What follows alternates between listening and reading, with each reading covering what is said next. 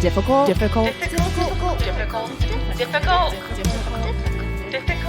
Women. Yeah. Hi. Bonjour. Ah, bonjour. Ça va? Ça va bien?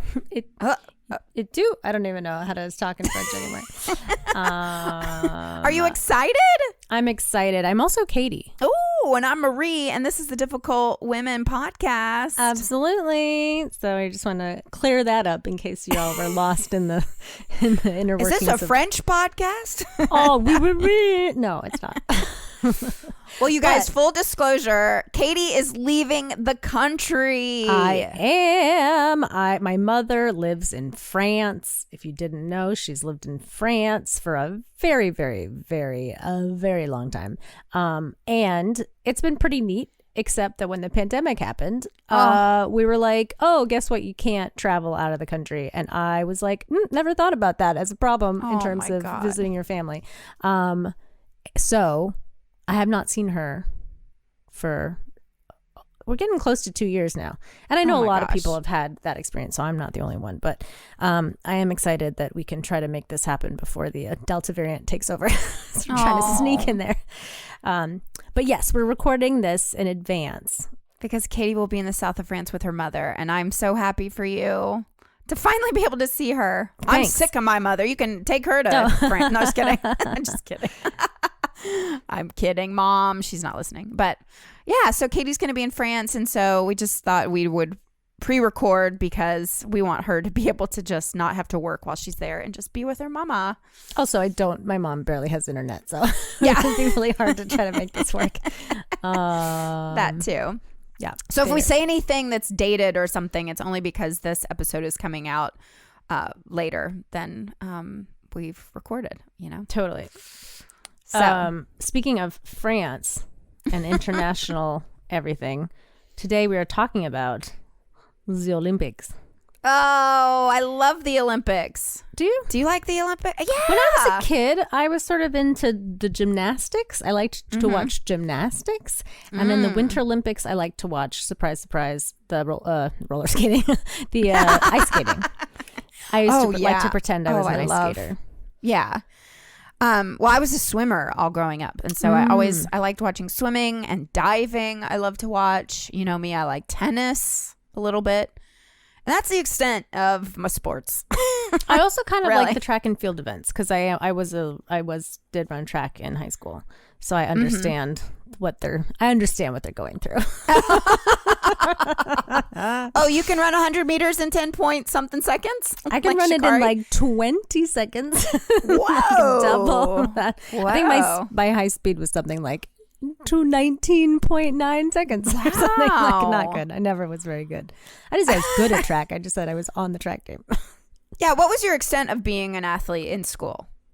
Very little. I was on the track team. I'm not good at sports. I was never very good at sports. The thing I liked about track was that you just had to run.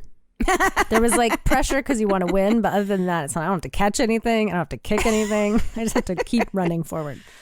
I auditioned for everything, like for sports. I mean, I just tried out, not auditioned. I auditioned for everything else. But I mean, it was so embarrassing. I tried out for basketball, didn't make that. Tried out for softball, didn't make that. And then I tried out for cheerleading, which I think is one of the hardest sports of all. And I didn't even make that. So it was just like, and then I joined marching band because you don't really, they have to take everybody. There you go. I didn't want to be on. Nobody wanted me on their team. It was fine. And I didn't want to be on it. It was not good. But that's why I'm just in awe of athletes. Very much. Because exactly. It really is. It really is inspiring to see like people functioning at their highest level. Mm-hmm. But all that being said, the big question today is the Olympics outdated? Is this something we really should be continuing in this crazy world we live in? Is it an outdated system? Is it out of touch with the modern world? And Are they woke? Yeah, I would say no. I would say no. I'd say offhand, I would say no. And this is an interesting topic to me a little bit because I think we take for granted, or a lot of us take for granted that like, oh, the Olympics, like, yeah, we should, of course we should keep doing the Olympics. Like what an important like thing to unite the world. But in researching this a little, I found that the Olympic committees are a nightmare. And like the way that we run the Olympics is a disaster. It's incredibly corrupt and very detrimental to not just like the environment, but actually the cities that they are hosted in. And not even last, but certainly not least, is it's not very good for, they don't really treat their athletes very well either. Right. Well, so one of the heads of the committees, he was fired, but he was quoted, I mean, he was on a press conference saying that like women athletes tend to yammer on too long. And so, yeah, the interviews last longer because women talk too much. Oh my God. He had to come out and say he was sorry, and then they replaced him. But that was in Tokyo. I was like, I'm sorry, happened, what? But that's women? What? Yeah. It happened in January, and so they quickly replaced him. Yeah. Well, one of the things that sort of sparked our interest in talking about this today was the Norwegian handball team, female handball team. They decided to compete in an earlier event wearing shorts, and then they got fined because they weren't wearing their bikini bottoms. Their butts weren't showing enough, so they were fined, basically. Right. There's a really interesting article in the New York Times about sort of what the breakdown of this whole debacle was. And I was like, is this about the Olympics? Is it not about the Olympics? But I guess it is. And it's worth mentioning that in Norway, there's no rule about wearing bikini bottoms. So the team usually wears shorts. And they were even saying that there are players on their Norwegian team that don't want to compete in international sports like the Olympics. Because of rules like that. Because they can wear what they want in their own domestic tournaments. So it's like, if you just take that concept for 1 second, and we're like, so we love the Olympics and it's such a wonderful thing and everyone should be able to play at their highest level. But actually, like, some of the best Norwegian handball players don't even want to play, and they don't come. Like, what is happening on a grand scale that like we think that that's an okay scenario, right? So like that, and this is just one issue, but like in terms of like, controlling what women are wearing in these events, for anybody trying to make the argument that it's like, well, it's like a regulation thing because they can move better, or it's not giving them an advantage or whatever. They were saying in some sports like swimming that like there's might be some things that are regulation because it can give someone an unfair advantage or whatever it is. I don't know anything about swimming, so I don't know what they would be. But in the case of something like handball, where you're just kind of in one space, you're not like trying to run faster or something, and you're working as a team on one side of a court or whatever. I don't even know how handball works, but like, yeah, I thought it was volleyball. There's a full thing called handball. Is that the one where they do it against the wall? I don't even know. Handball in New York is like two people and they throw it against the wall. It would wake me up every Saturday because there was a handball court. Yeah. Right. This is different. This feels like a different thing, but it doesn't matter. Because the point is that that there's no, like, it's not an advantage or disadvantage to wear shorts versus bikini bottoms. So why would you like tell these women you can't do that? Another point is that if you see the men's Norwegian handball team and what they're or like men's handball teams and what they wear, it's like kind of horrifying to look at. There's like a picture of the men's and women's team. I think it was I don't know if it was a Norwegian team, but it was like any country's handball teams. The men are in like tank tops and shorts, and then the women are in bikinis. And you're like, why? Like, why? What is they got loose shorts too. You think the balls would get caught in that? The handballs, not the other. Whoa. I mean, it's insane. So then in the article, they start saying like, because people are pushing back, being like, why? Why is this a rule? Why in handball do you have to wear bikini bottoms? And the head of the handball administration or whatever it's called, his only way of talking about it is saying like, well, the organization was just simply enforcing the rules set by the International Federation.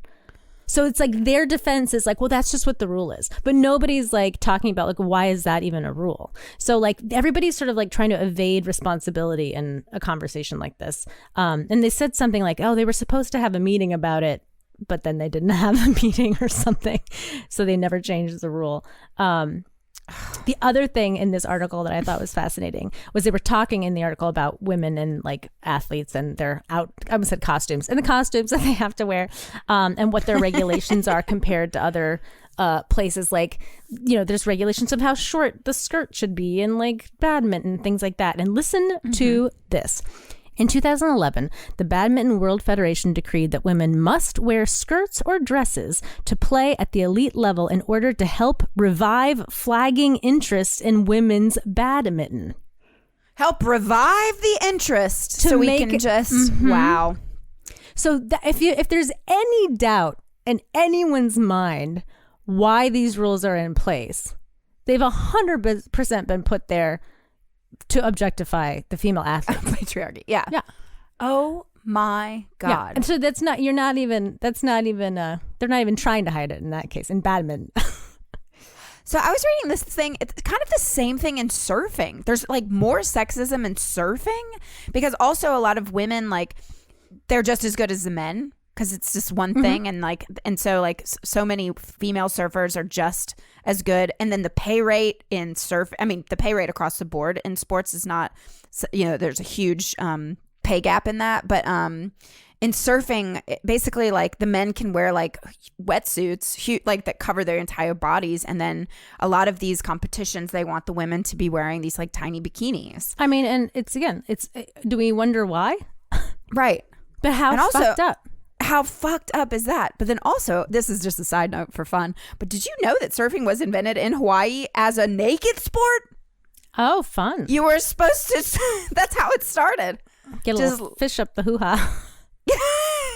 But then you could like do it better or something because there's nothing. I mean, like, I don't doubt that. That's cool. why wetsuits are like that, because like you surf better naked. I don't know.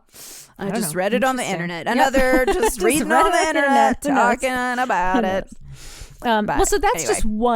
just one example of how I think the Olympics and just sports, like these sports federations in general, are like out of touch with like what's, you know, not just the needs of the athletes, but kind of where we are in as a society. I think another really good example of this was Sha'Carri Richardson, who, if you have been following track and field, you know that she was disqualified for having marijuana in her system.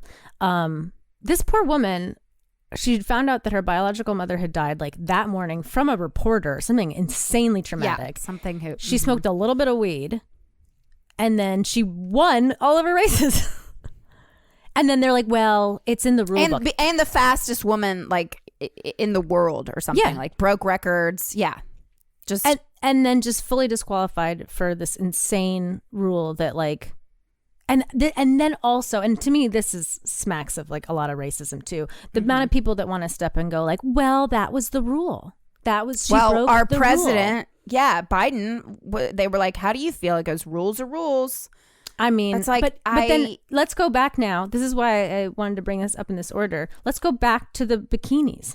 Right. What is the reason for the rule there? Right. Like, why is that rule in place? And is it outdated? Like, totally. Well, I was just going to say the commission that decided that she could not play is like based in Colorado, where, weed is like, it's legal there. Yeah. And the fact, I mean, it's just hypocrisy about it too. It's a double standard. There are millions of people, there are I'm generalizing, but I'm very privileged, probably white farmers out there growing tons of marijuana, making millions of dollars. And then there's a 25-year-old who sold a bong and is in jail for 15 years for it. So. Well, also, and I don't know, again, like I can't quite find the exact quote of this, but apparently Michael Phelps like stood up and said like we were all high when we were like competing in the Olympics. Right. Like we were smoking weed all the time and nobody stopped Michael Phelps. So what is that? I mean, that's also part of the thing. It's like rules are rules only when they're convenient for the people that want to keep other people down, you know, certain people down. So I think that like that even, and also why is that a rule now? If it's legal to smoke weed in that state, like it's just not a big deal. If it was Right. like, if it was a performance enhancing drug, sure. But I think that like, because that was one thing I kept kind of looking up just out of curiosity. I was like, well, is there something about it that's like, would some people consider it a performance enhancing? And everyone's like, no. No. If anything, it makes everything a little harder to do. So like, that's even more impressive that she Right. was whatever. Well, apparently the ban used to be 2 years if THC was found in your blood as an athlete competing. So at least now it's 30 days. Yeah. I mean, I don't know. that's- I mean, I just think that like, the other thing is like, there's also something to be said. It's like, I don't know.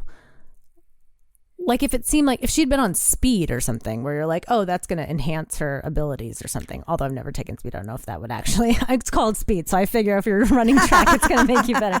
But like if it's something like that, like I understand. But I think that like also the idea that they're like, oh, well, the rules are rules. And like, you're not taking into account anything about like her circumstance and like, and again, you're letting these other like white boy athletes get away with murder here and there, or like they turn the other cheek when it's someone that they want to see like succeed. But anyway, so just shit like that kind of has been making me think like, what's up with the Olympics?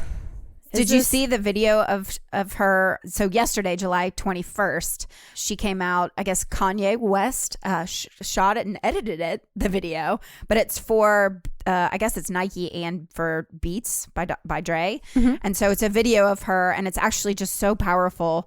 Again, Kanye was the filmmaker behind it. But at the very end, it says, "Live your truth." And I think that that's really, I mean, she tweeted a lot about like how she's human. You know, she did apologize, and especially to her fans that she let down, she was talking about. But and she took responsibility for it. And she took responsibility. Didn't lie about it. She just said, this is what happened. And she tweeted over this past weekend. So again, it's still July, but she said, all these perfect people that know how to live life, I'm glad I'm not one of them. Yeah. And then she tweeted 2022 to 2025 undefeated. So she's going to be back in it, and she's going to totally destroy. But so here's the thing about all this though that's interesting is like, that's one of the things, like when I think about the Olympics, I think about like performing kind of at the highest level and like people that have been working their whole lives in any kind of sporting event. The goal has always been like the Olympics. So it is kind of hard sometimes to wrap your mind around this idea of like dismantling the Olympics or getting rid of the Olympics in any way, because then you're like, well, wait a minute, these people have worked so hard for this big achievement. And well, like, that's why canceling the Olympics last year was so detrimental, because these people have been training their whole lives to be a part of it. But then now I'm in the camp of that. I don't think that they should have been hosting the Olympics this year. Oh, so that, okay. So let's get into okay, this is where the problems are. I feel so sorry for Tokyo. Oh God. I remember they were trying to get the Olympics to be in New York or Brooklyn or Queens or something. And I was like, please no, please no, please no. We don't need more people like flooding into New York City. But I also wanted to kind of like, when I think of the Olympics, I do kind of think like, I didn't know where the history of the Olympics was, right? I think of like ancient Greek or something, right? And I'm like, the gladiators or something, right? So in my mind, because I'm dumb and like, people, I'm easily manipulated. In my mind, the Olympics have been going on nonstop since ancient Greek times. Okay. That's not true. Yeah. That's not true. Okay. That's not true at all. I don't know why because the way they talk about it, they always make it seem like this is just, because I was like, you can't get rid of the Olympics because it is like tying us to like pre-Jesus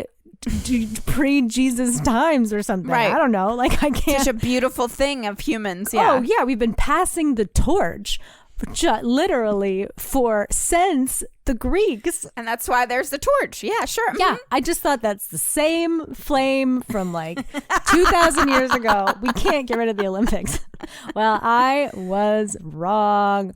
I also never spent that much time thinking about what a dumb thought that was. But so the truth is that the modern Olympics started in 1896. And they called them the 1896 Games in Athens. It was the first Olympics of the modern age. It lasted 2 weeks, had a very Eurocentric air of entitled aristocracy. There were 241 athletes, and all of them were white men. This is another New York Times article that breaks some of this down. And it says, in short, the Olympics are built on excess, tangled in geopolitics, rife with corruption and cheating. And if you think about it, like the beginning of the Olympics, again, not ancient Greece, but was started sort of on the backs of these sort of overly privileged white dudes that were just kind of like showing off. And it was not particularly inclusive. It was like, you know, just some dudes trying to make a splash. Right. So that when I read that, I was already like, oh, well, fuck this. Like, this isn't what I thought it was at all. That already like took the wind out of my sails. But there's been more conversations too about like, aside from sort of the silliness of that aspect of it, is the Olympics sustainable for any town or for the within our current like weather climate? Well, actually, a friend of the pod, Iana, shout out, she sent us a really interesting article. What actually started this conversation in the first place. It's from 2018, but it's from Thrillist.com. And it's just pictures of abandoned Olympic venues. And I think that, I mean, I never thought about this, but yeah, it takes over your city and then they have to rebuild. And in theory, you're like, oh, great, you're creating jobs for building all these alpine slides and ski slopes and Olympic sized pools and a lot of towns just like Atlanta. I know not to date myself, but I remember that like it took over that town and it created tons of jobs, but like then they had to dismantle all these things. But so for these other places, they're just like the mountains are like growing over these ski slopes. They haven't been used again. And even in, I drove past it actually when I drove to the Appalachian Trail towards North Carolina, but you pass like this river where they had the kayaking and the whitewater rafting stuff. And like they have kind of markers saying that this was where the Olympics was. And it's everywhere, so you can't miss it. And I do think luckily people still are able to use that place to kayak and stuff, but like in so many of these places they're just abandoned all across the world. And so just imagine for climate, imagine for the animals, imagine for like development, right? Economic, it's fucked. Totally. So it's like kind of destructive in that sense too when they're building all these new things. And the other thing that's fucked up about it is like the Olympics come in with this like, and they've been coming into these places with the promise of like helping the economy, right? So maybe it creates a few jobs in the short term, but the other promise that they're trying to give them is like, hey, like Rio, right? Like have some clout, and people are it's gonna be a draw for tourism for years and years and years to come. And like fast forward, like the second after the Olympics are done, it's like nobody cares anymore. So, and the other thing is the Olympic team committee itself, it's not like they're funding the buildings. Right. The they're countries like, themselves, the cities have to build them themselves. And so the cities are like begging for, the Olympics to be in their city because there's still this strange thought that it's going to be helpful to them somehow, which it just keeps turning out that it's not very useful for these cities. But then also they have to foot the bill. Right. So it can be a real economic strain on some places. Like I remember that was a big deal with the Rio Olympics. Is like people were like, "Why are we spending money on this right now when people are starving in Brazil?" Right. Another interesting thing I saw in this New York Times article, citing your sources, was a news source, was even in the Tokyo Olympics. This one. I think that before the pandemic, they were building things. And there was this one awful story of like in the middle of like, I think it was like the downtown Tokyo or something. They were told like, okay, we've got to put in this like reflective path for the 40-mile jog or whatever event it was. And the temperatures have just been insane in Tokyo because of global warming. And so like they're trying to build this thing in this town. People are like, workmen are like dying and like getting sick and like it was really like bad. It's like cutting through the town in a really weird way. And they're not even sure if the point of putting this reflective or whatever stuff on the ground is to try to make the running path less hot, but they're not even sure it's going to work. So they're spending all this time and money. They're like kind of prohibiting the city from running normally. People are trying to get around this. They're having to do detours and all this stuff. And then they decided, actually, we're just going to move the race to a different city. Oh my God. So they moved it like to a neighboring like neighborhood or whatever, where it was a little cooler. So they'd put in the money, they'd put in the effort. They had, people were sort of suffering through building this thing. And then they moved it anyway. And then the pandemic happened. So it was just like, is this worth it? Is this, it's so disruptive. Well, this is what's so sad about the Tokyo Olympics, is that because they can't have any tourists come, then they're losing out on millions of dollars. What is even the point? What is the point? I mean, they're going to be in the red, that's for sure. And they're going to, and people are going to get COVID. So that's the other thing is like even this specific like couple years, it's like, is it worth putting on there's already all these athletes that are testing positive for COVID. Right. There's just like every day there's like another list of people that are like, oh, yep, the alternate on, the women's gymnastic team's COVID. This person from this country, they, swimmer has COVID.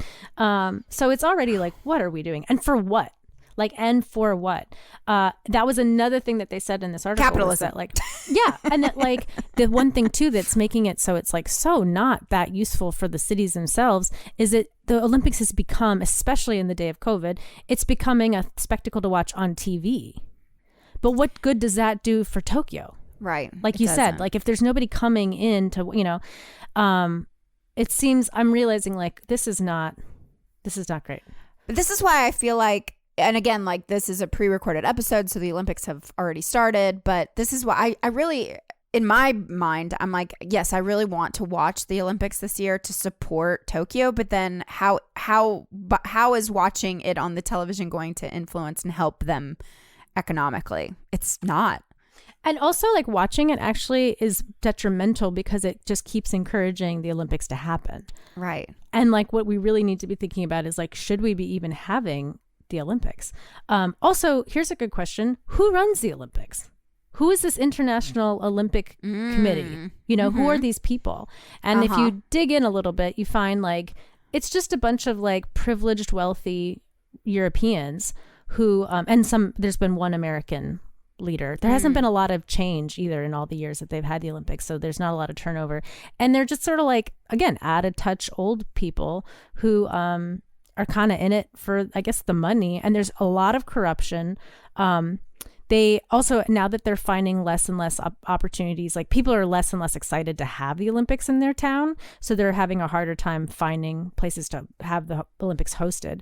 Not to mention, by the way, that it's harder to find a place to host the Olympics because of climate change and finding a place that people aren't going to die when they're working out, when they're doing their events because of heat or whatever it is. Oh God. Yeah. Yeah. Watch so that it. already. You got to jump through over this hurdle and this forest fire. Yeah. Fine. And also let's say you're from, again, Norway, and you're then competing your handball tournament in weather that you're not used to performing in. That's also such a weird problem, It's coming to LA in 2028. I know, which one more reason not to move to LA. But but one thing too is that they just understanding the corruption within the committee and within the Olympic system. I think that's also something nobody ever thinks about, because we love this idea of we remember watching the Olympics when we were kids, and you think it's about the athletes, but it really ends up being about a lot more than the athletes. And as we see from some of these arbitrary rules, they don't really give a fuck about the athletes. They worry about keeping the Olympics going and making whatever money they want to make off the Olympics. Another thing that's kind of infuriating is that the IOC, the International Olympic Committee, is just dead set on telling everybody over and over again that the Olympics are a non-political environment. Right. We're neutral. We're neutral. There's no politics. And that's what's so beautiful about the Olympics. But that's also weirdly myopic and not true. You can't avoid it. But they actually, for the first time, they have new guidelines for the Tokyo Olympics. And they said that athletes in Tokyo can take a knee or perform similar gestures as long as their actions don't target specific people or countries and are not disruptive. So Well- already some games have started and people have been taking a knee.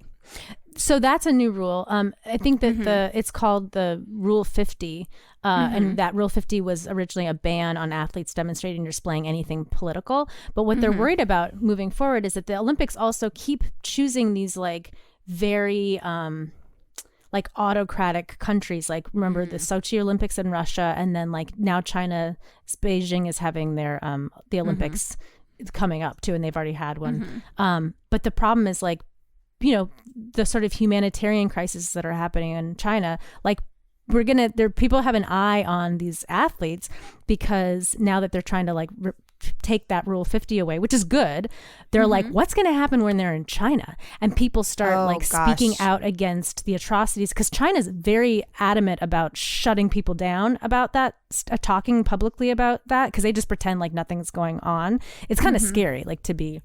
I mean, I was in China for trying to be 5 hours for a layover, and Facebook wouldn't work on our phones. And I was like, I mean, because I was an idiot. I was like, I can't get on Facebook. And my friends were like, we're in China, Marie. I'm like, they don't allow that. So it's like and they were saying that that's part of the problem with the IOC is that like when this starts to happen and these, you know, athletes more and more have a voice in our society and are using their platform to speak out against like political issues and stuff like that, that the IOC is just not going to have their backs at all.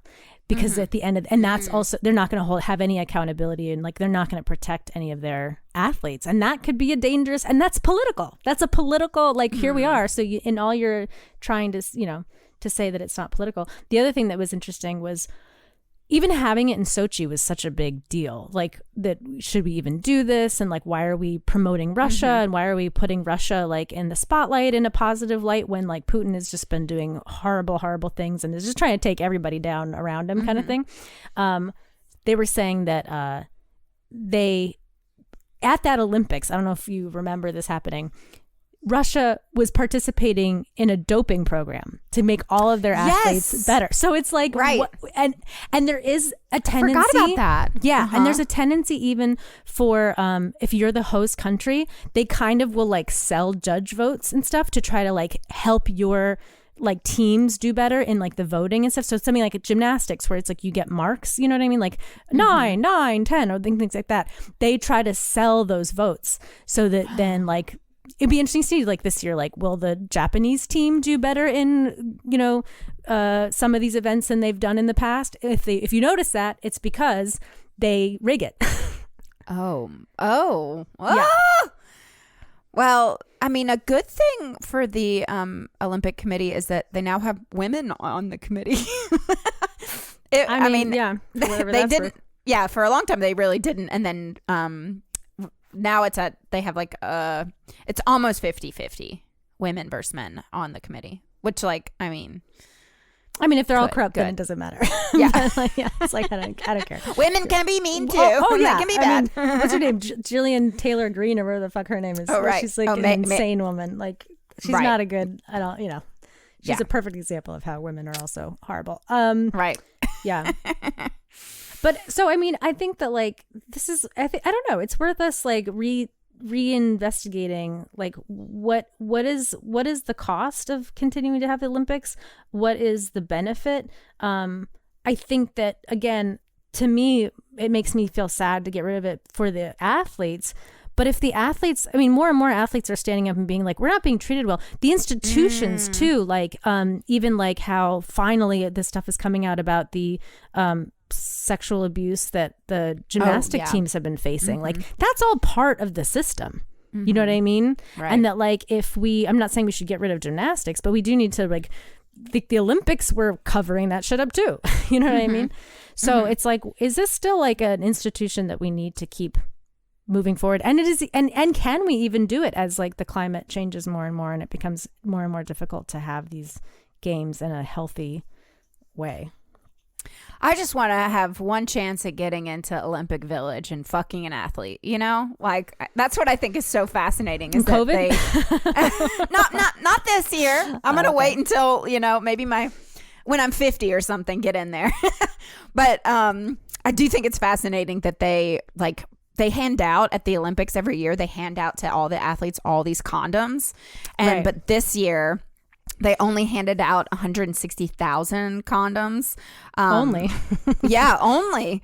But in the summer, I mean, this kind of makes sense. But in the Summer Olympics in Rio, they handed out almost 500,000 condoms to they were in Brazil. How could you yeah, not? yeah. I remember hearing about that once too, where they were talking about how, like, think about it. It's like you've got all these 18-year-old, like, hot, just people in the prime of physical prime, and they've been like focused and, you know, working for this one moment for like so long.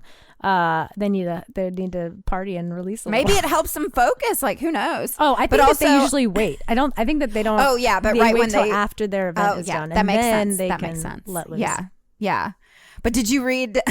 They have in Tokyo. They have for the athletes these cardboard beds, and there was also this speculation, and it's like a really cool innovation of like how it's light cardboard and it can be recycled. So instead of like manufacturing all these beds for all the Olympians, it was these cardboard beds. But then there was speculation that the cardboard beds, they built them specifically so people couldn't fornicate because they would fall apart. Yeah, they would like too many support. bodily fluids would just like dissolve the They cardboard. get wet and gross. No, but like I'd be sleeping the weight, on the floor. That's too bad. no, the weight of two people would make it crumble. But then this like super hot Swedish. No, he was Irish. That's what it was. Oh, his accent. And he's like fake news. And then that's my Irish. I'm so sorry. That's offensive. But yeah, it's racist. But he's like jumping on the bed and he's like fake news. Yeah, and he's like, see, it's fine. You can jump on these cardboard beds. That's pretty impressive though with the cardboard innovation too. Because yeah, so that's like a good thing. I mean, Japan, obviously, like I'm sure they've done some really amazing things for this particular Olympics because they are super aware of climate change and stuff. And they're, you know, like I think if anything, I kind all of the feel innovations bad that they and got things, stuck with the COVID. one. I feel just horrible. And you know, so many of the people there did not want it to happen, but they were like, I mean, they probably just sunk so much.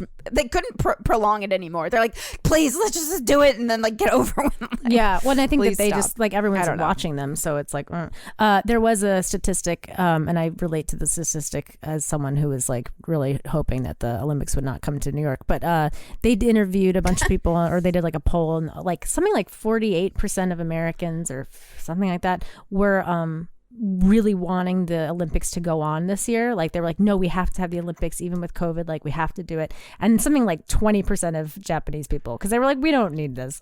Like, can you get out of our country? And like, we don't need it. So that's also telling that it's like the people that it's supposed to be quote unquote helping, it's like they don't want it there. It's just annoying in their lives and it doesn't serve anybody anything. I think also like if the Olympics treated their athletes like as well as they should, maybe I'd even feel a little bit more different about it. But yeah, I had no idea, especially with like the abandoned like ski slopes and stuff. Yeah, and the swimming so pools. sad. And the idea too is it's like you think you're going to build this thing that's going to help the community, but it's like nobody needs an Olympic sized pool or like 6 Olympic-sized pools in their town. You know what I mean? Like they just don't need or an that. alpine slide that runs through town that then you're never going to need. An alpine slide. I mean, unless there's a way to like, because the other thing is because it's like Olympic level, I don't even think you could just put a regular kid down an alpine slide like that. Like you have to be like trained in like that level of. Oh my God, I'm gonna take you to this alpine slide in Gatlinburg, Tennessee when you're down here next month, and oh my God, we'll pretend like we're Olympians. Great. And you know what's the other thing is if you look into this and you decide, oh my God, this is terrible. What can I do to like help eliminate the Olympics? Don't watch. That's it. Like if everyone just kind of stopped watching, then they would. Oh God, I'm gonna be the worst. I'm so excited about watching. I'm actually gonna like have a little party. Then watch. I don't know. Then watch. Ceremony. You know, the other thing is it's kind of a. No. It's not even a hypocrite because I think the other thing is like. What's great about the Olympics is watching people working at it's really inspiring to see people work at their highest levels. I just love that there's really actually amazing. People from all over the world that come together for this thing.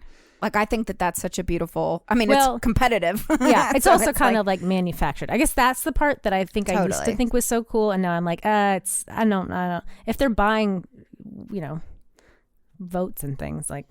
Right. Yeah. It's it's not, yeah. And they've never hosted the Olympics in like an African country. They've only ever done it in mostly like European countries and like that kind of shit. It's like, this is not about bringing the world together. It's about some Europeans' notion of, you know, elitism. So that kind of shit I'm not into. Yeah. Well, yeah, it's I don't know. Interesting. Yeah, we'll see. It's not a thing I thought much about, but anyway, happy Olympics, everybody. Well, also, I mean, like chanting like USA, USA, like that's not yeah. Did I tell you that when we did, you know, 4th of July this year was a sort of it was a tough 4th of July because people are like, are we celebrating this country? This, you know, how are we feeling about this quote unquote independence that was not afforded to everybody in this country at the same time? And like, is this really our Independence Day? Like, it's not for everybody. And there was just like in New York, in Brooklyn, there was definitely an awareness of that. So people were like, you know, we went out and we watched like the fireworks and stuff. And there was a couple people out, that were definitely like Jersey people. Like they were not from Brooklyn. And this one guy, and they were getting kind of drunk and stuff. And this one guy was just really inspired by the fireworks. And he tried to start the USA chant. And it was like in a mass of people. He was like, USA. Maybe one other guy from across the way was like, USA. And they went for like 2 seconds and then everyone was silent. I mean, it was like palpable, the like discomfort of these people being like, not here, buddies. Not today. And it was like fascinating. And that's not a thing that would happen all over this country. But, you know, that's why I love Brooklyn. Yeah. Well, we saw it at the Sturgis motorcycle rally of like, so scary. Yeah. Just like chanting. You're like, and is this a screaming. white supremacy meeting? Where are we? What's accidentally happening? walk into a KKK meeting? Oops. And that's not everybody there, but still, there was rallies happening that were terrifying while we were there. I do want to give a cute little update. I want to give a little update about the KKK Wizards bust here in Nashville. It's actually coming down this week. Oh, great! After That's forever. exciting. Yeah, it's very exciting, and it's no thanks to the governor who fucking sucks. Yeah. Anyway, Tennessee got to get their shit together. I mean, we all do. We all have to get our shit together. All of us. Yeah, but especially in the South, in these southern little states, it's great. Everything's fine. Anyway. All right. Well, enjoy France. Oh my God. We can't wait to hear from you when you get back. And probably all my stories will be like, what did you do? And I'd be like, I sat around because we can't go anywhere or do anything. So yeah. But I got to see my mom. It'll be nice. Yeah, it'll be awesome. Yeah. Well, I'm glad that we got to do this. And I hope, you know, whether you like watching the Olympics or you don't, just do what you want, because that's what America is all about. I don't know. No. I don't know. That's not right, but that's okay. Yeah. Goodbye.